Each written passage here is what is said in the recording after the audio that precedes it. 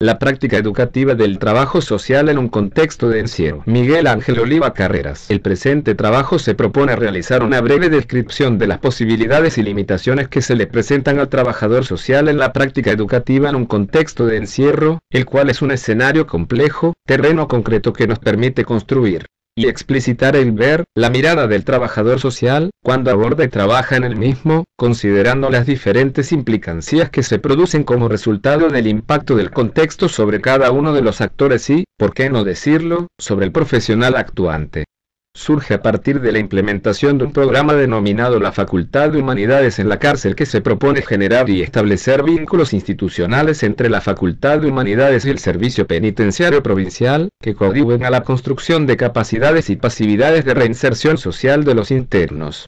Políticas para los contextos de privación de la libertad. Esta modalidad del sistema educativo centra su tarea en garantizar el derecho a la educación de todas las personas privadas de libertad para promover su formación integral y desarrollo pleno. Incluye a quienes están involucrados en procesos judiciales, en carácter de procesados o condenados, y se encuentran alojados en instituciones de encierro. El ejercicio del derecho a la educación no admite ningún tipo de limitación ni discriminación relacionada con la situación de privación de la libertad. El acceso al sistema educativo y a la vida cultural en condiciones dignas, contribuyen a la inclusión social.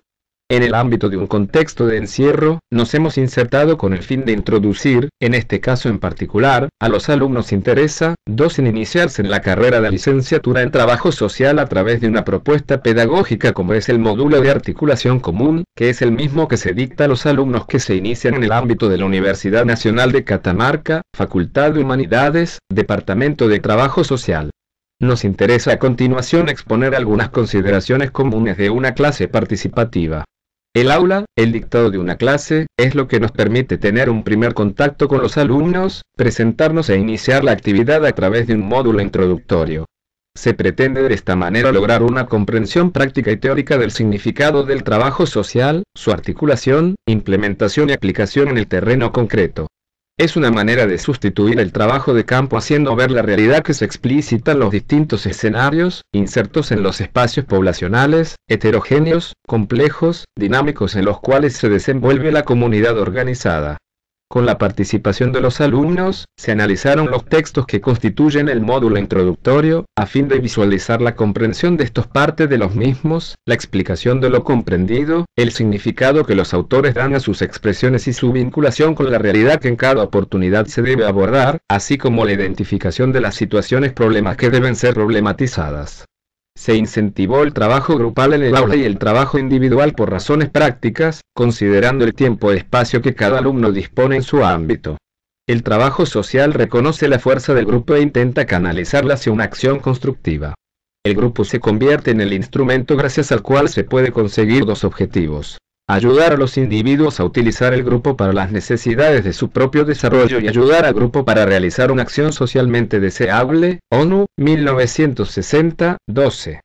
En 1949 el Comité de la Asociación Norteamericana de Trabajadores Sociales publicó un informe donde se definían sus funciones, objetivos y técnicas. El trabajo social de grupo centró su interés en tres aspectos fundamentales: en los objetivos de participación social y educativa, en la socialización y el desarrollo social para la realización individual y para preparar a la persona a asumir roles sociales responsables, y en el tratamiento y rehabilitación del pequeño grupo como medio de modificar la propia conducta y llegar a la realización personal. Se incrementa la literatura y aparecen aportaciones importantes como las de Konopka, Trecker y Winter. En 1955 las Naciones Unidas publica un folleto El progreso social por el desarrollo comunitario y organiza el primer seminario europeo sobre trabajo social de grupos en Finlandia, Domenech, 1998, 38. A partir de los años 70 se rompe con la estructura de especialidad con la integración de los tres métodos, caso, grupo, comunidad, y aparece una visión más global de la práctica profesional, fundamentalmente por la incorporación de la teoría de sistema y el análisis aportado por la sociología crítica. Se percibe un acercamiento entre los continentes y se acaba con la hegemonía de este saber que procedía de América del Norte. Aparece la primera revista de trabajo social con grupos publicada en 1988 en Inglaterra, Group Work, y se celebra el primer simposium europeo en 1999.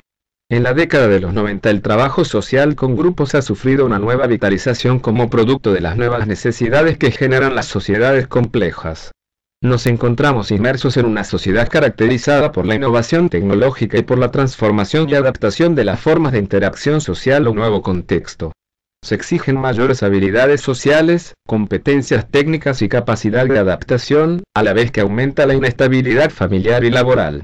Y todo ello en un contexto caracterizado por un proceso de individualización en el que se debilitan los lazos sociales.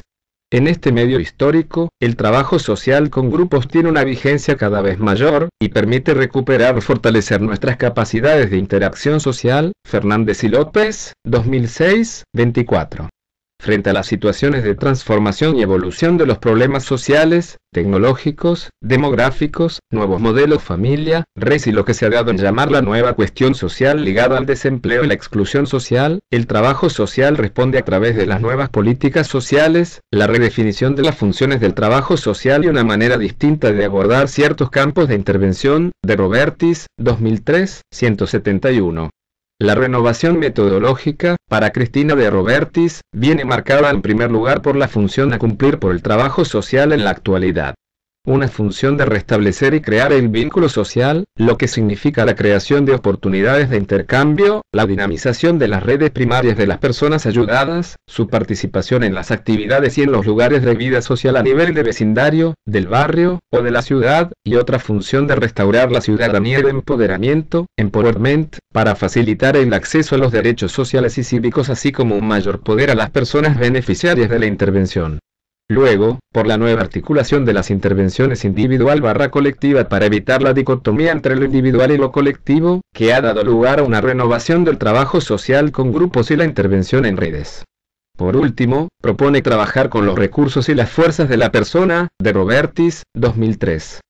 La definición de trabajo social con grupos desarrollada por Konopka lo ubica como un método del trabajo social que ayuda a los individuos a mejorar su funcionamiento social a través de experiencias de grupo planeadas y a hacer frente, de forma efectiva, a sus problemas personales, de grupos o comunidad. Konopka, 1973, 42. El énfasis está, sin embargo, en ser de ayuda para el individuo con problemas. El trabajo social contemporáneo pone el acento en la acción y la influencia, como también en la interacción y adaptación. De alguna forma, la definición queda más completa si se añade lo siguiente. El trabajo social con grupos proporciona un contexto en el cual los individuos se ayudan mutuamente. Es un método para ayudar tanto a grupos como a individuos, y para conseguir que tanto individuos como grupos sean capaces de solucionar problemas personales, de grupos, de organización, y de la comunidad. Vizcarret, 2007, 45. Existe cierta dificultad a la hora de marcar sus límites. Konopka y otros autores utilizan el término trabajo social con grupos para describir el trabajo con grupos que pone el acento en el funcionamiento social y distinguirlo de la psicoterapia de grupo que pone el énfasis en las necesidades emocionales y en los procesos psicológicos. Otro problema de limitación se plantea con la terapia familiar. Trabaja con la familia como un grupo, porque la familia es un tipo de grupo arquetípico y natural que tiene mucho en común con otros tipos de grupos del trabajo social, pero también muchas diferencias. Igualmente es difícil fijar el límite entre el trabajo social con grupos y el comunitario. El trabajo social con grupos de la comunidad se puede considerar un tipo de trabajo social de grupo cuando los grupos son pequeños y los objetivos son locales, y cuando el método da especial relevancia a los procesos e interacciones que se produce dentro del grupo. Vizcarret, 2007, 45. El trabajo social con grupos utiliza la fuerza del grupo para fomentar la ayuda mutua y el desarrollo personal, y al grupo como microorganización para promover la acción colectiva y la acción social. En términos generales, los objetivos de trabajo social con grupos son básicamente evitar el aislamiento, fomentar el aprendizaje, la madurez social, preparar a los miembros para las crisis o cambios vitales, resolver o aclarar problemas a nivel personal/familiar, resolver problemas del entorno del grupo, e influir a nivel social. Cristina de Robertis en su análisis de diferentes prácticas de grupos, plantea dos modelos distintos de intervención grupal. 1. El grupo de desarrollo personal, que nos presenta el grupo como un lugar de transición para personas atomizadas que les permiten convertirse en integradas. Las personas pueden comunicarse con sus iguales en un clima de confianza mutua y de convivencia. La situación de grupo favorece el desarrollo personal de los miembros y la aparición de procesos de ayuda mutua y otro, el grupo de desarrollo local, para afrontar los problemas colectivos, las personas participan en calidad de habitantes de la localidad, sus otros estatus peyorativos o estigmatizantes pasan a un segundo plano. El grupo se convierte poco a poco en una estructura organizada y autónoma del profesional, que se integra socialmente y participa del vínculo comunitario, de Robertis, 2003, 177. Los dos modelos los podemos diferenciar en base a su énfasis sobre el proceso, el efecto que la participación en el grupo por sí mismo tiene sobre los miembros, o sobre las metas externas al grupo, con alguna forma de desarrollo y cambio social. Se produjeron debates interesantes sobre distintos temas con vinculación directa o indirecta con el trabajo social. Se trabaja con insistencia en procurar el recupero de capacidades y saberes de cada uno de los alumnos, así como de la visión y misión del trabajador social y su relación con los distintos actores de la comunidad organizada. Como parte de las primeras acciones que entendemos son necesarias a fin de evaluar la capacidad de los alumnos, se produce una evaluación diagnóstica, mediante una serie de preguntas simples, que el alumno, de manera breve y escrita debe contestar, lo cual nos permite tener una primera impresión de la capacidad de respuesta, con sus propias palabras y conocimiento, sin contar con elementos de ayuda, como un diccionario, por ejemplo.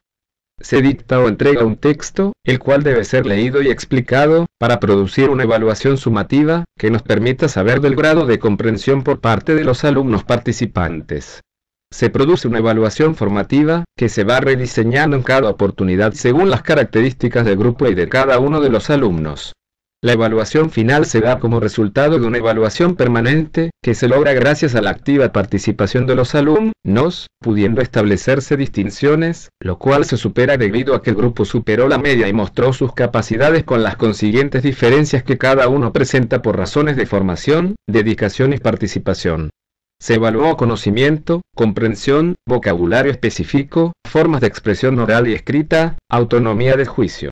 Entonces, el aula en tanto espacio de posibilidades, por medio del proceso de enseñanza-aprendizaje, constituye el inicio de un proceso de cambio, un espacio de libertad, diálogo, de interrelación participativa, de preguntas y respuestas, de evaluación, y diseñar un camino de características y perspectivas diferentes a las actuales, que le permitan a cada uno de los alumnos participantes imaginar una situación diferente.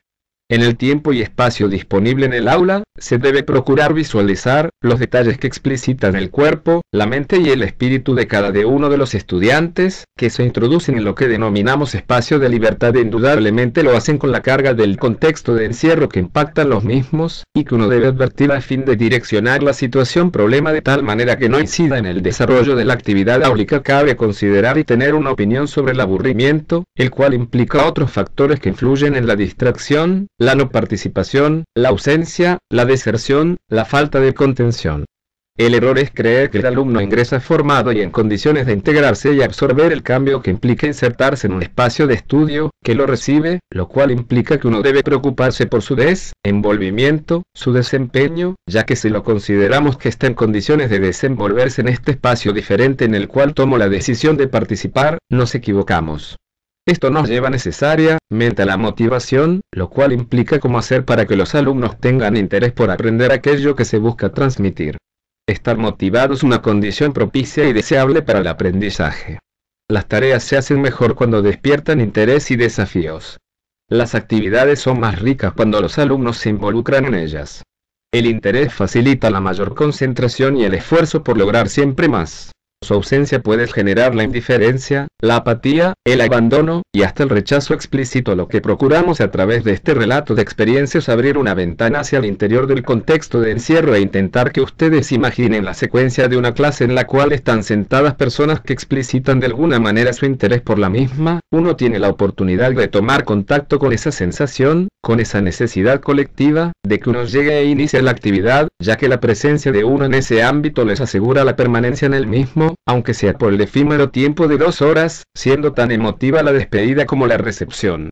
El alumno en este espacio tiene oportunidad de expresar lo que siente, y uno facilita que esa expresión se dé libremente, en un marco de respeto tácitamente acordado por todos los que participativamente estamos trabajando con un criterio de todos enseñan, todos aprenden, lo cual no es necesario insistir, casi se podría decir ni corregir, salvo mantener con la mirada lo acordado de no excedernos en el uso de la libertad que nos da el espacio en el cual nos desenvolvemos, preservando de esa manera la continuidad de esa idea, que tiene el significado profundo de aportar un granito de arena a la tarea de sumar esfuerzos que implican comenzar a caminar un nuevo camino, a tener la capacidad de superar los inconvenientes y tropiezos que cada uno deberá con seguridad enfrentar para poder de esa manera alcanzar el objetivo propuesto. No tenemos ni expresamos prejuicios, consideramos que nos estamos desenvolviendo de una manera similar a como lo hacemos en el ámbito de la universidad, lo cual le permite a uno hacer la tarea, sin pensar en la complejidad de la situación en la cual nos desenvolvemos. Si uno no tiene la capacidad de poder hacerlo de esta manera, entendemos que transmitiríamos miedos o temores que serían rápidamente descubiertos y la comunicación se vería entorpecida por esta actitud de nuestra parte. Como afirma Alejandra Virgin, creemos fuertemente que es posible romper con la inexorabilidad y tenemos la convicción de que las cosas pueden ser de otro modo. 2004, 9. Si generamos las condiciones para cambiar las tendencias, los destinos no están necesariamente marcados de antemano. La cultura y la educación son las herramientas genuinas y obligadas para disminuir los efectos del encierro sobre los sujetos, restituir los derechos vulnerados incluso tempranamente, y abrir posibilidades para construir futuros diferentes a los asignados socialmente. ¿Cómo producir la iniciación de un proceso de cambio? Es el interrogante. Deseamos comentarles cómo lo entendemos, cómo visualizamos la situación problema del colectivo, como individual, de cada uno de los que tomaron la decisión de involucrarse en la tarea de aprender a aprender. Calidad como transformación. Esta noción se basa en el cambio cualitativo, cuestiona la idea de calidad centrada en el producto, pues considera que la calidad radica, por un lado, en desarrollar las capacidades del consumidor, estudiante, y, por otro, en posibilitarle para influir en su propia transformación. En el primer caso, el valor agregado es una medida de calidad, en términos de grado en que la experiencia educativa incremente el conocimiento, las capacidades y las destrezas de los estudiantes. En el segundo, supone una implicación del estudiante en la toma de decisiones que afectan su transformación que, a la vez, proporciona la oportunidad de ampliar sus posibilidades para participar en la vida profesional. Esta idea de calidad como transformación cuestiona la relevancia del enfoque de calidad centrado en el producto a la educación superior. Elton, 1992, dado que la educación no es un servicio para un cliente, sino que un proceso continuo de transformación del participante, sea estudiante o investigador. Por ende, esto lleva a dos conceptos de calidad transformacional en la educación: el enriquecimiento del consumidor y el reforzamiento del consumidor. Una educación de calidad es aquella que efectúa cambios en el participante y presumiblemente lo enriquece. Esta noción de valor agregado otorga un sentido sumativo a este enriquecimiento. Astin, 1985, pues el valor agregado es una medida de cualidad tanto la experiencia educacional enriquezca el conocimiento, las habilidades y destrezas de los estudiantes. Government, 1991.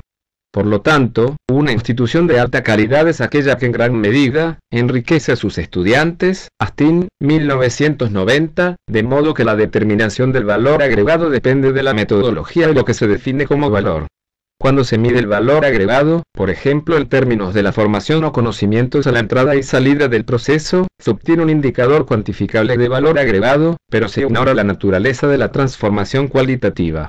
El segundo elemento de la calidad transformativa es la entrega del poder que se da al alumno. Harvey Burroughs, 1992, lo cual implica otorgar poder a los estudiantes para influir en su propia transformación. Se involucra al estudiante en el proceso de toma de decisiones que afecta su propia transformación.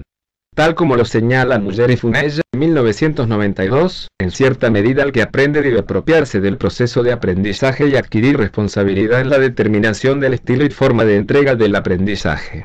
Además, el proceso de transformación provee la oportunidad de autofortalecimiento con consecuencias positivas en el propio proceso de toma de decisiones. Roper, 1992. El trabajo de Arthur Chickering, 1978, sobre el impacto que tiene la educación universitaria en jóvenes adultos, avala también esta afirmación. Algunas maneras de otorgar poder a los estudiantes y hacerlos protagonistas de su propia transformación son: La evaluación de la docencia de los estudiantes, la selección de algunas actividades curriculares como el desarrollo de pensamiento creativo. Esto requiere que el estudiante sea tratado como actor intelectual y no como un simple receptor de información. Por lo general, los alumnos asistentes no están en el mismo pabellón y el aula se convierte en un lugar de encuentro, intercambio, diálogo, conocimiento del uno y del otro. Uno es partícipe de esas emociones, las cuales se manifiestan de la misma manera cuando llegamos o cuando nos retiramos. Es una bienvenida, es una despedida, todo el tiempo nos acompaña la incertidumbre, estaremos todos en la próxima clase, nadie considera ese detalle, el imprevisto está latente en todo momento, pero no interfiere por lo menos de manera evidente en el tiempo áulico de que disponemos.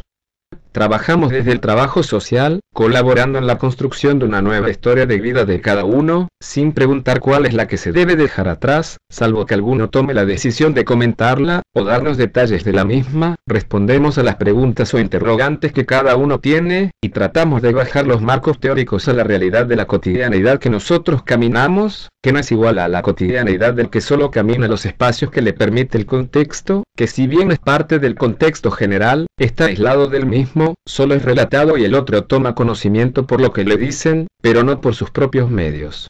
El trabajo social es parte de la cotidianeidad de los espacios poblacionales heterogéneos. Uno se desenvuelve en un trabajo de campo permanente, tomando contacto con la diversidad, e incidiendo a fin de visualizar lo que está presente y se manifiesta y no es visto por los decidores. Esa realidad uno debe transmitirla, para que el espacio áulico sea el espacio de práctica, y en el mismo uno debe dibujar las diferentes situaciones, problemas en las que uno tiene oportunidad de actuar o conocer, a fin de que cada uno imagine y explique cómo actuaría, cómo abordaría y cómo resolvería el tema en el cual debe actuar. Si no se logra hacer esta tarea, no hay una formación integral, que entendemos es necesaria y es compleja. La educación superior universitaria en un contexto de encierro, debemos considerar que es un proceso en construcción y que se deben diseñar elementos que nos permitan evaluar ese proceso a fin de producir las correcciones que se estimen necesarias. Se debe analizar el contexto y la coyuntura en que se plantea el problema de evaluar los resultados. Uno de los problemas básicos para tal análisis radica precisamente en la definición de las dimensiones en la que habremos de estimar éxito / fracaso, y lo que es aún más dificultoso, ya que implica una decisión axiomática, cuál es el peso relativo que debe asignarse a cada una de esas dimensiones. En otras palabras, ¿qué habremos de considerar un éxito o un fracaso? Finalmente, plantear una intervención social con grupos requiere tener en cuenta los principios que orientan la intervención en trabajo social con grupos, en este caso en un contexto de encierro. Los principios éticos que regulan la acción de los profesionales se derivan de las declaraciones y convenciones internacionales de derechos humanos. A partir de este marco convenido internacionalmente podemos plantear los dos grandes principios, que articulan la acción de los profesionales, establecidos en el Código de Ética de la FITS. El trabajo social se basa en el respeto de los derechos humanos y la dignidad humana y promueve la justicia social, en relación con las personas y con la sociedad.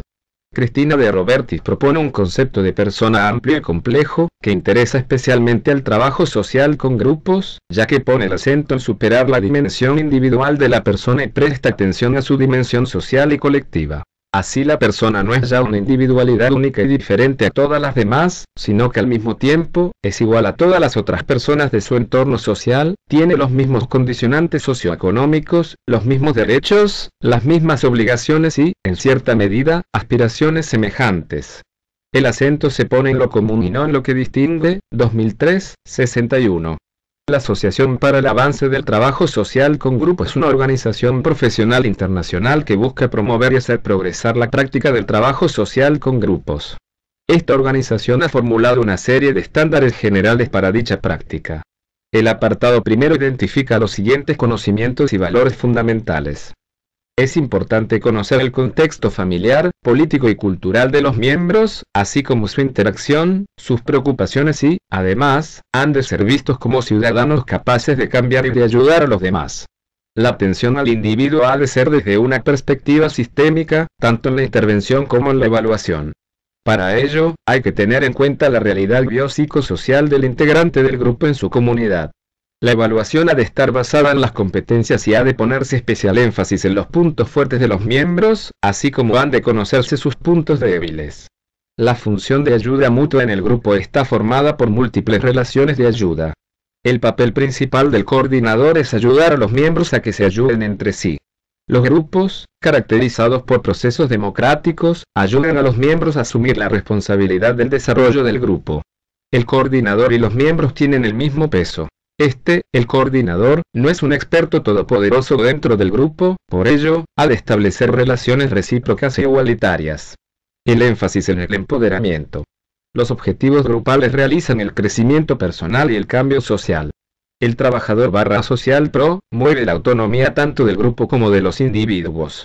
El comportamiento de los grupos pequeños ha de ser analizado como una entidad separada y diferenciada de cada uno de los integrantes. Durante la vida del grupo se producen cambios que forman parte del proceso grupal que se dan en fases, todo esto influye en la conducta individual de los miembros. Los grupos formados, con distintos propósitos y objetivos, educación, resolución de problemas, acción social, influyen en lo que hace el coordinador de la misma manera que influyen en el grupo para la consecución de sus objetivos. El control y evaluación del éxito del grupo a la hora de conseguir los objetivos ha de hacerse mediante la observación y la medición de los resultados y procesos. Algunas ideas de cierre. Debemos considerar que los intereses y las preocupaciones, no es fácil saber cuál es el pensamiento profundo de jóvenes o adultos que están permanentemente impactados por el contexto en el cual se encuentran. Lo que sí uno debe saber es que debe trabajar con el criterio de que lo imposible es posible, no se admite la frustración. No tenemos experiencias con jóvenes. El adulto responde a distintos intereses particulares, que lo motivan a participar en una actividad áulica, pudiendo visualizarse en algunos una motivación, un interés bastante acentuado en aprender a fin de superar sus propias contingencias y que le permitan iniciar un nuevo proyecto de vida. Las características, expectativas o necesidades particulares, deben ser visualizadas a través de un diagnóstico de evaluación inicial el cual nos va a indicar qué debemos tener en cuenta. Entendemos que es muy importante producir una articulación participativa, en función de que la suma de opiniones nos va a permitir trabajar de una manera distinta en la implementación de criterios y tareas. El incentivo de la participación debe darse como resultado de una focalización a través de una mirada integral, que nos permita visualizar cuáles son los intereses de jóvenes y adultos, que den lugar a una sinergia contagiosa, de motivación y compromiso. Si no hay compromiso con la tarea, posiblemente se va a producir la tarea, por razones especulativas y así no se logra construir una base sólida, un cambio profundo de actitud y el inicio de la construcción de un proceso, que permita bajar telones a lo anterior e iniciar de esta manera una nueva forma de vivir. De esta manera contaríamos con un diagnóstico evaluativo, que debe ser dinámico, mediante el diseño de elementos de medición que nos vayan indicando desviaciones y la producción de correcciones. No se puede trabajar únicamente sobre la base de éxito o fracaso. Es muy importante establecer vínculos con distintas entidades de la comunidad, a fin de construir canales de transferencia a los alumnos que han cumplido con la tarea /S de enseñanza y aprendizaje, a un nuevo contexto en el cual deben desenvolverse como resultado de haber cumplido con el tiempo de permanencia en el contexto de encierro.